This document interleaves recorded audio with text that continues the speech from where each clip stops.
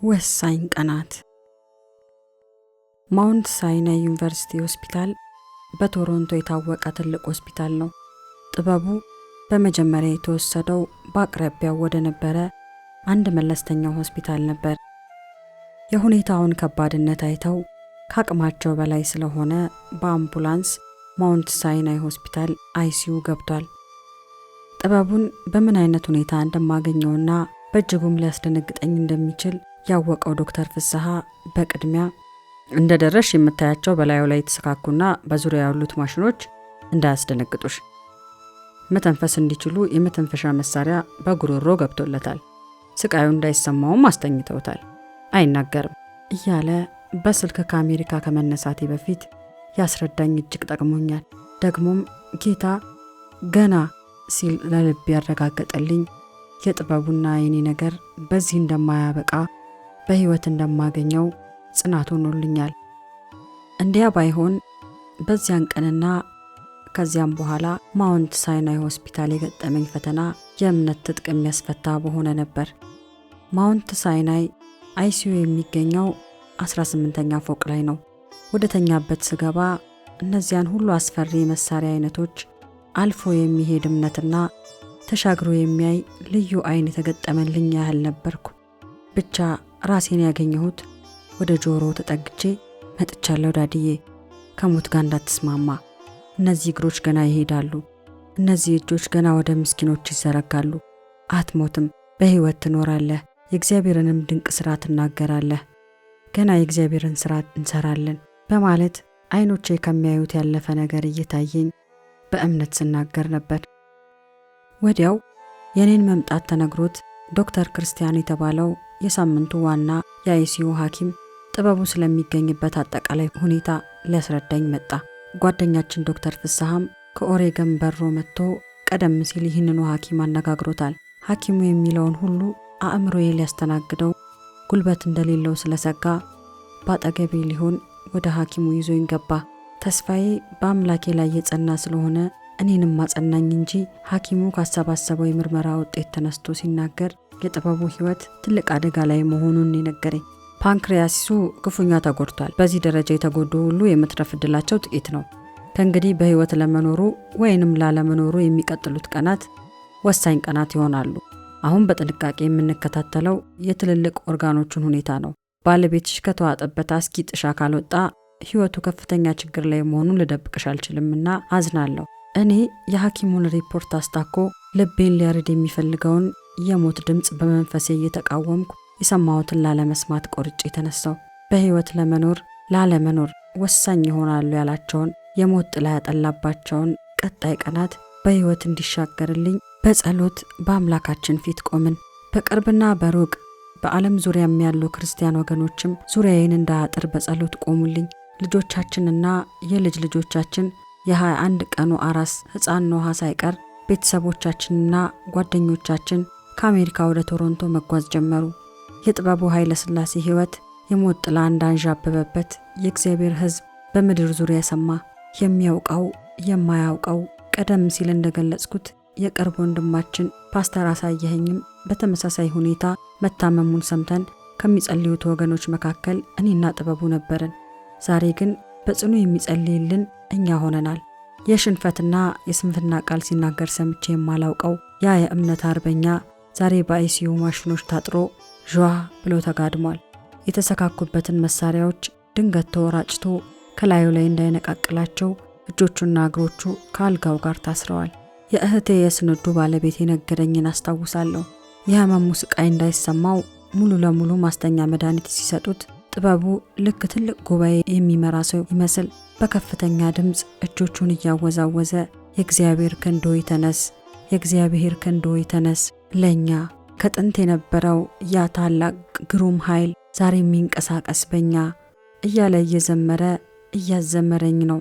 በመጨረሻም እንቅልፍ ውስጥ የገባው ያ መረታትን የማያውቀው የኔን አንበሳና ተጋዳይ እንዲሆነው ማየት ልቋቋሞ የማልችለው ጉዳይ ሆነብኝ። ግና አምላኬ ከዚህ ሁኔታ እስከሚያወጣውና እስከሚያወጣኝ ድረስ በትዕግስትና በእምነት ከመቆም ሌላ ምርጫ አልነበረኝም። በአጭር ጊዜ ውስጥ የማውንት ሳይናይ ሆስፒታል አይሲዩ እንግዳ መቀበያ አዳራሽ በወገኖች ብዛት ተጨናነቀ። የእንግዳ መቀበያው አዳራሽ የብዙ ህመምተኛ ቤተሰቦች ማቆያ ስፍራ ነው። የኛ ህዝብ አይሎ ተቆጣጠረው እንጂ ለብዙ ዘመን በጥሩ ጓደኝነት አብረን ይኖርን እስክንመስል በቀንና በማታ ለደቂቃ ብቻዬን እንዳልሆን እነ መጋቢ ዘካርያስ፣ መጋቢ አለማየሁና መጋቢ ኤፍሬም እንዲሁም በርካታ የቶሮንቶ ወገኖች አስደናቂ ጥንቃቄ ማድረጋቸውን ቀጠሉ። ምንጊዜም ውለታቸውን አልረሳውም። በተለይ ደግሞ መጋቢ ዘካርያስና ባለቤቱ ብዙ ጥንቅጦች ከእግዚአብሔር አምላካችን እግር ስር እንዲወድቁ ደጉ አምላክ ያዘጋጃቸው መሳሪያዎች የነበሩ። ይህ ሰው ማን ነው?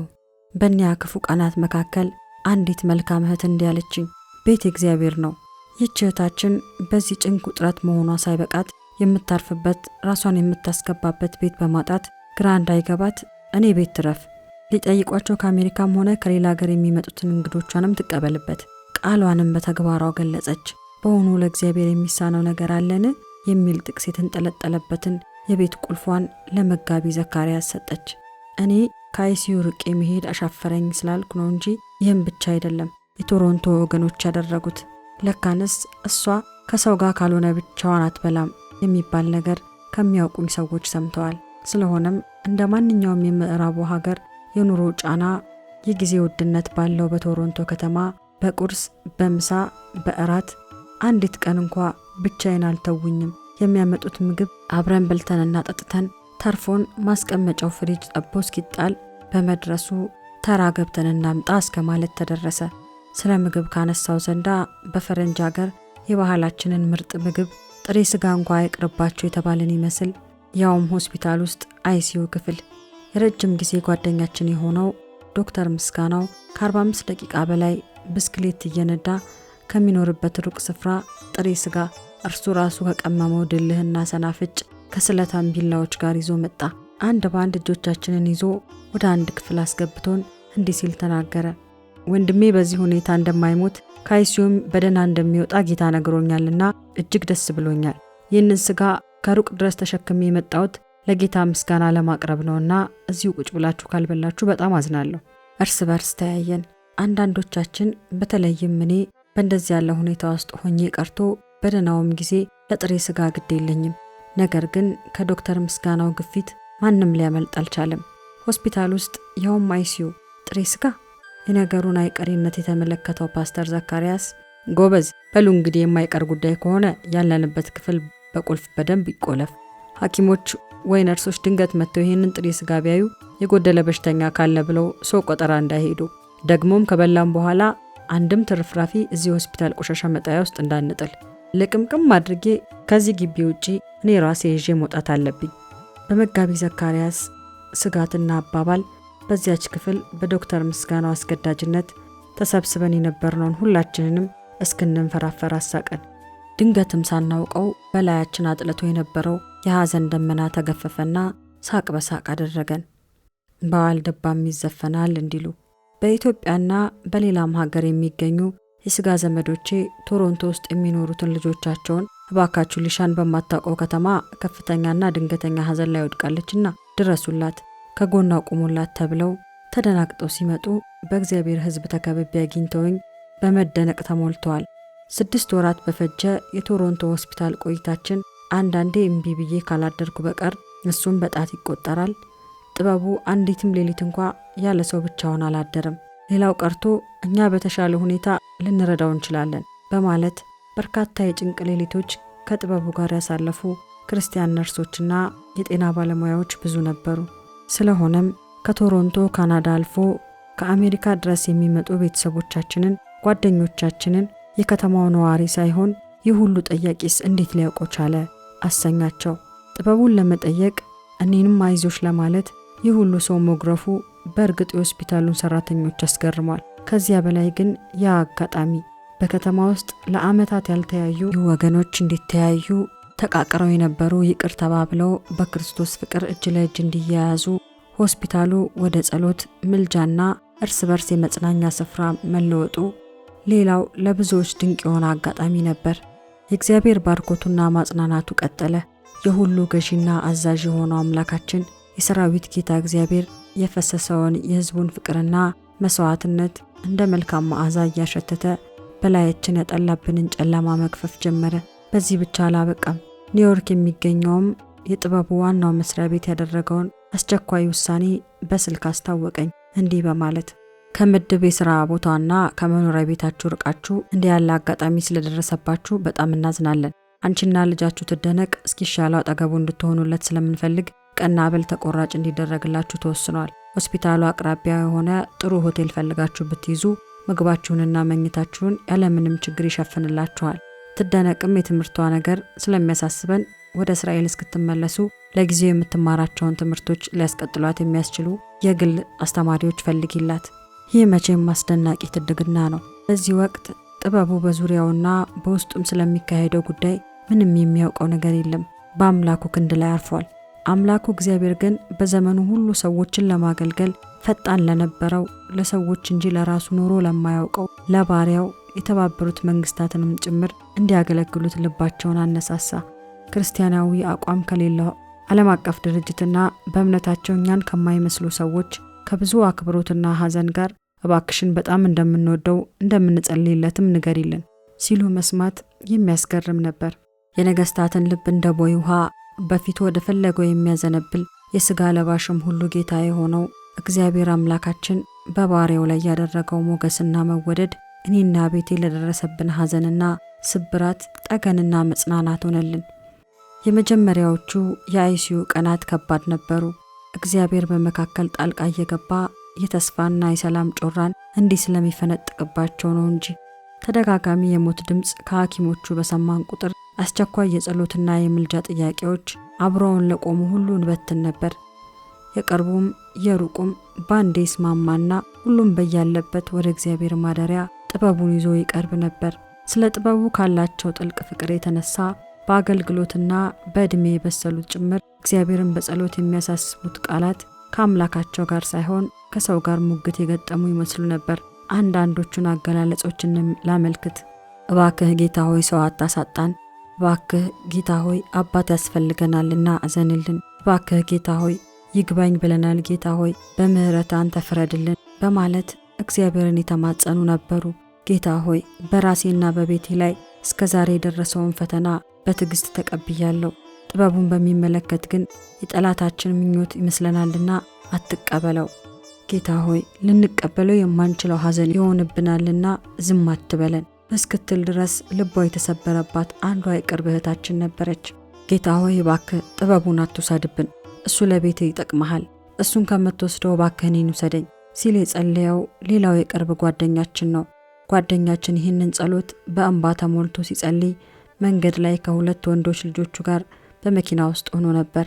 በጸሎቱ የደነገጡት ልጆቹ ተው እንጂ አባታችን፣ አሁን የጸለይከው ጸሎት እኮ ልክ አይደለም ሲሉት ነበር ወደ ልቡ የተመለሰው። ለካ እነሱ ደግሞ የኔ ልጆች ስለሆኑ አባታቸው እንዳልሞትባቸው ጸሎቴን ማረማቸው ኖሯል ሲል ነገረኝ። በወንድም ሳሙኤል ኃይሉ መሪነት በምድራችን ለሚካሄደው አህጉር አቀፍና ትልልቅ ወሳኝ ጉዳዮች የሚጸልዩ የጸሎት አገልጋዮች እንዳሉ ይታወቃል። በልዑል ጌታ በእግዚአብሔር ፊት ማላጆች አድርጎ ያስነሳቸው የ40ና የ21 ቀናት ጾም ጸሎትን ያለማመዳቸው ወገኖች ናቸው። መንፈስ ቅዱስ በተደጋጋሚ በእነዚህ ማላጆች ስለ ጥበቡ በጥብቅ እንዲጸለይ አድርጓል። እግዚአብሔር አምላክ ጥበቡን ሊወስደውና ከምድር ኑሮ ሊያሳርፈው እንዳሰበ ከገባቸው መካከል አንደኞቹ እነሱ ነበሩ። ሆኖም እንደ መረዳታቸው መጠን ግን ልባቸው አልችል ስላለባቸው እግዚአብሔር ሆይ ልትወስደው ብትፈልግ እንኳ ለኛ ስትል ተውልን ሲሉ መጸለያቸውን ሰምቼ ልቤ ተነክቷል።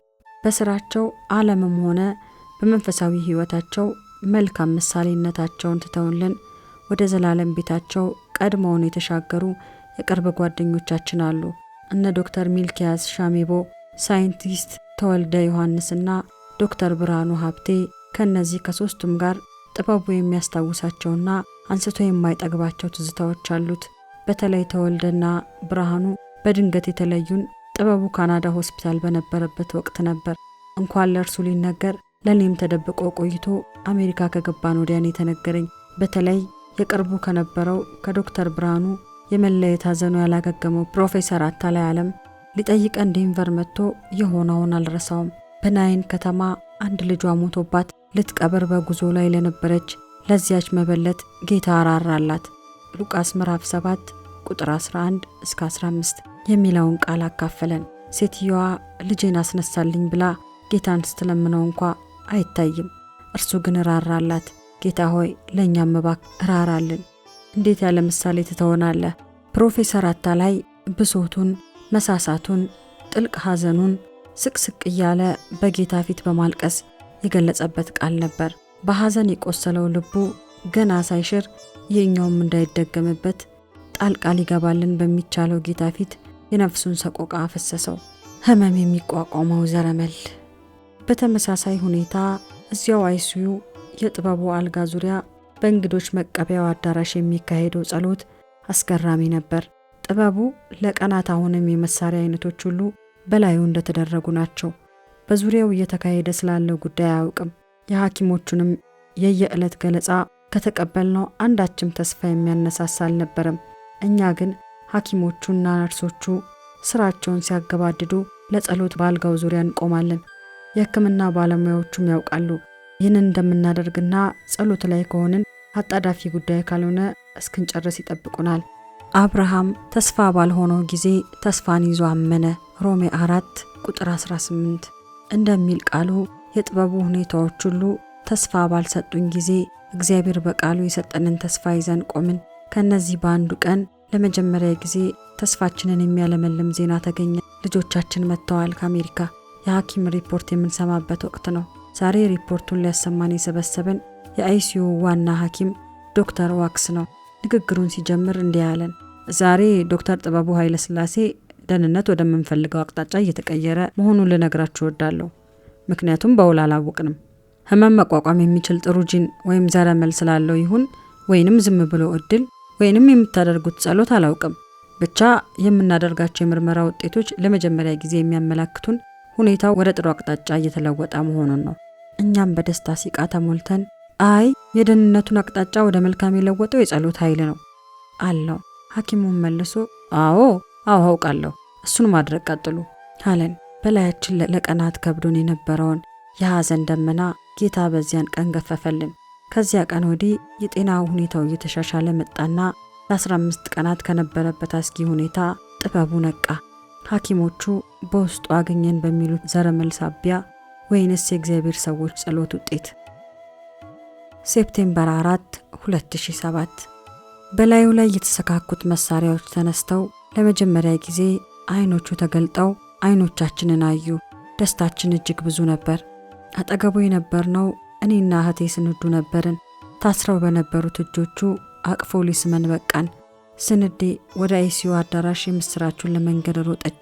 ከ19 ዓመታት በኋላ ሴፕቴምበር 4 ለቤተሰባችን የሐሴትና የደስታ ቀን ሆኖ ታሪክን እንዲደግም የቀኖች ሁሉ ጌታ እግዚአብሔር ምህረትን አደረገልን።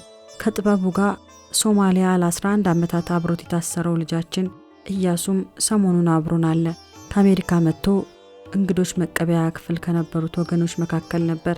ጌታ ሆይ እንዴት ዳዲን በዚህ ሁኔታ ትቼው ምንም ለውጥ ሳላይ ሄዳለሁ እያለ በጸሎት ሆኖ ሲያለቅስ ነው ስንዱ ይህንን የምስራች ያበሰረችው።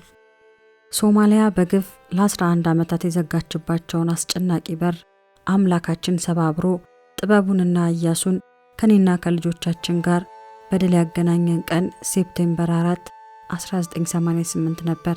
ዛሬ ደግሞ ከ19 ዓመታት በኋላ በዚያችው በማንረሳት የድል ቀን ሌላ ድል ለቤተሰባችን ጨመረልን።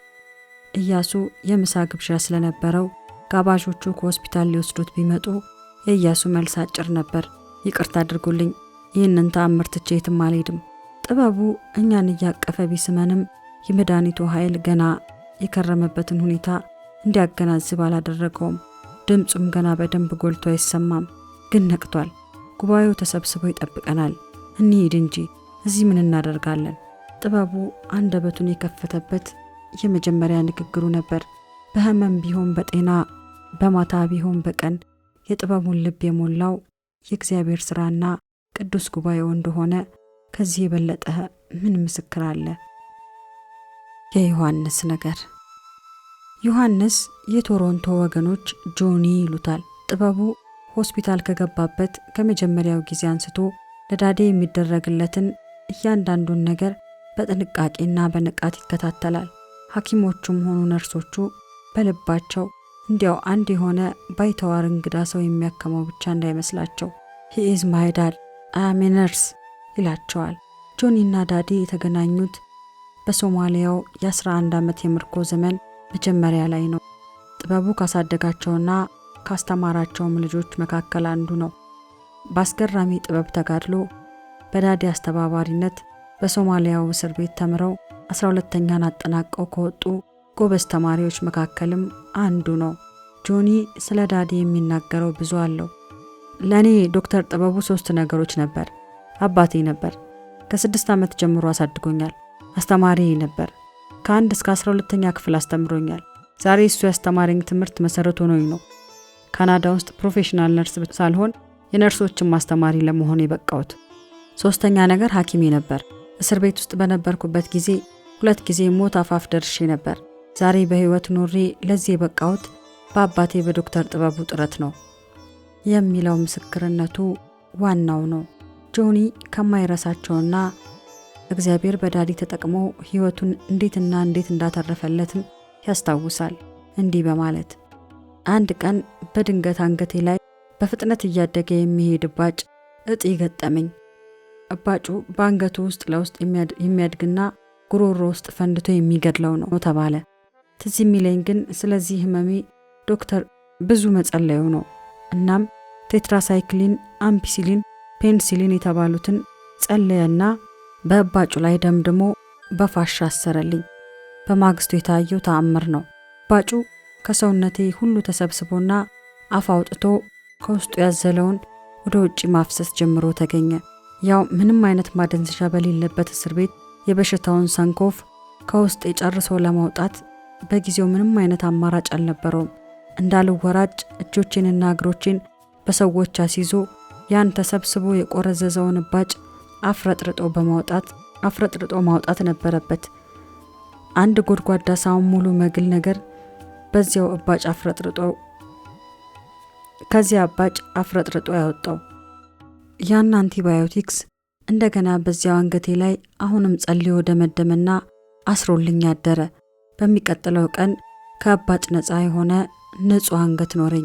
አባቴ እኔን ለማትረፍ ባደረገው ጥረት ይኸው በህይወት ኖሬ ለመመስከር በቃው። ጆኒ በሶማሊያ እስር ቤት ሳሉ ገጥሞት የነበረውን ሌላ አደገኛ የጤንነት ችግር እንዲህ ሲል ይመሰክራል።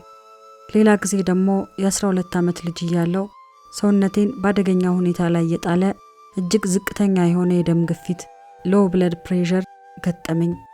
ከዚህም የተነሳ ሰውነቴ እጅግ ብዙ የሆነ ውሃ ክምችት ያጠራቅም ገባ። ከላይ እስከታች ሰውነቴ ሊፈነዳ እንደደረሰ ፊኛ ወይም ባሎን ተነፋ።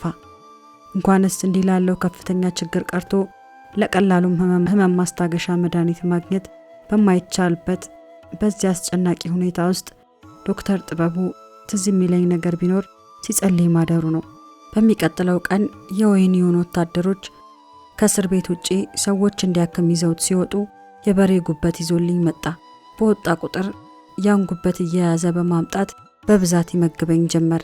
ያ የውሃ ክምችት በአጭር ጊዜ ውስጥ ከሰውነቴ ሙጥጥ ብሎ ተወገደልኝ። ዛሬ ደግሞ ቶሮንቶ ካናዳ ውስጥ ጆኒን ነርስ አድርጎት በተራው ብድር ከፋ ያደረገው የእግዚአብሔር አሰራር ይገርመኛል። ቢያስፈልግ እንዲሟገትለት የጤና ባለሙያና የልጅ አስታማሚ አድርጎ በአይሲዩ ምድረበዳ ጆኒን ከአባቱ ጋር አገናኘው። በተለይ ደግሞ ለኔ አይሲዩ ውስጥ ዳዲ ላይ ተሰካክተው የነበሩት የመሳሪያ አይነቶች ምንነታቸውን ለሚጠይቀው አእምሮዬ ጆኒ መልስ እየሰጠ አሳርፎኛል።